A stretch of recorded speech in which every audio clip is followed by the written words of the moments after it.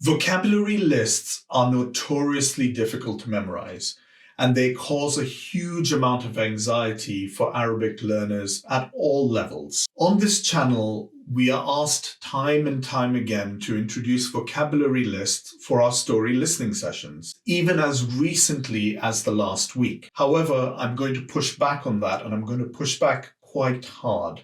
And here's why. Assalamu alaikum, ahlan wa sahlan wa marhaban bikum. Welcome to the channel. If you're new here, we're all about teaching you how to become fluent in Arabic in the shortest possible time, in the most natural, evidence-based way, and in a way that fits in with your busy life. My name is Ryan, and I'm a busy medic, husband, and father of 3. And I want to show you how you can get this done in the shortest possible time and in a way that will bring you joy. So what's the issue with vocab lists? Well, essentially, vocabulary is language.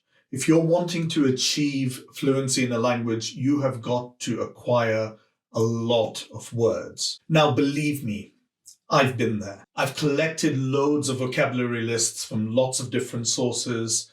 I even considered at one point trying to memorize a dictionary from start to finish. There is something about vocabulary lists that make us very anxious. It seems that most of us, while going through school, have been taught that the best way to pick up vocabulary is to go through code lists or do drills and exercises and use a superficial, rote method of learning, one that might require a lot of repetition, for example. But if you watched my last video on optimizing input for fluency, you'll know that input needs to have certain characteristics in order for it to be acquired.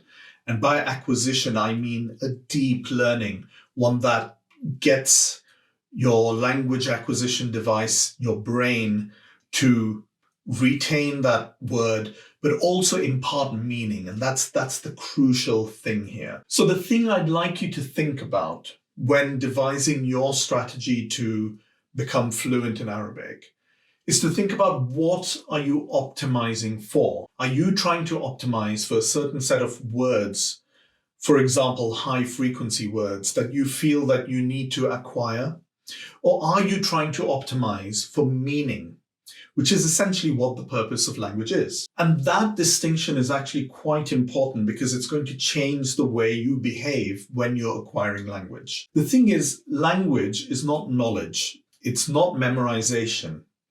It's the thing that comes in between us and our deep mental processing to allow us to interpret the world and to pass messages into the world to other people, to communicate with other people. So if we try to acquire a language in the way that we acquire other knowledge, we are relying on a second language to help us process. That is our first language. This is essentially translating in your brain. And the issue with translating is that it's going to be a much slower process. Translation is a different skill to acquiring language.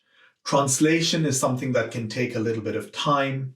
It requires what we call bottom-up mental processing.